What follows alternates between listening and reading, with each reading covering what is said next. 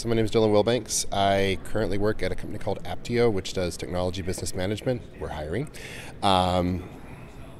It was a startup that came about a few years ago around technology. It was kind of a developers organization, and we've been trying to get UX going inside of it. When it's part of their DNA, then it's pretty clear that the user, the customer, is king, that the product is being designed for them, and that everyone understands that they themselves are not the user.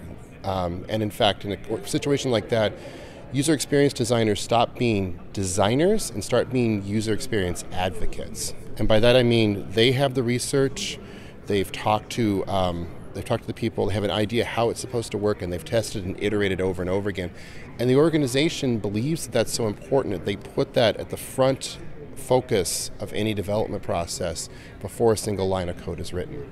If you're at that point, then you're in a great organization, because then they're not necessarily listening to the whims of a developer, the whims of a product owner. What they're listening to is, what does the user need right now from us, and what can we give them to make them happy and make them want to buy more of our product. If you're a young startup, you're going to listen a lot more to your customers, and your customers are going to want ponies. Just about every time they turn around, they want a pony. But the problem is that not everybody.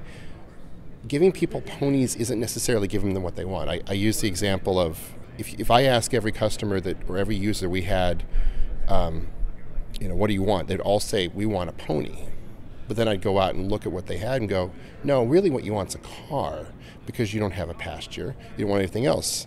So early on, you end up in these tension between what do the customers say they want and what are they willing to pay money for, versus what do the customers actually need and what do they act like they need. I find a lot of companies out there, especially startups, who start building for themselves.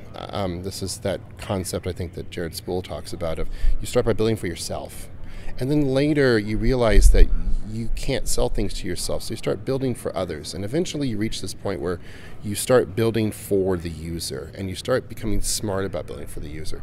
But that requires making that leap. And that leap is from going from understanding that what you're doing for yourself is awesome for what you want to do. But eventually people want to get to a point where you want to get your company to the point where you're actually understanding what your customers want, what they need, and what they're willing to buy. And that requires talking to them, and that requires actually having conversations with them, and it requires having a continual conversation with them. And that, I think, honestly, the best way to do it is to get off your rear, get on a plane, get in the car, get on the phone, and say, hey, I know you use our product. Talk to me about it. Can I take some pictures? Can you show me what you do with this? And then start to get in the head of them. And then once you get in their heads, you start to begin to understand how they think. And once you understand how they think, you can start making better decisions. And once you start making better decisions, your iteration gets far, far better, because you start to think and work in sync with them. As long as that loop is there, as long as that loop is working, you're in awesome shape.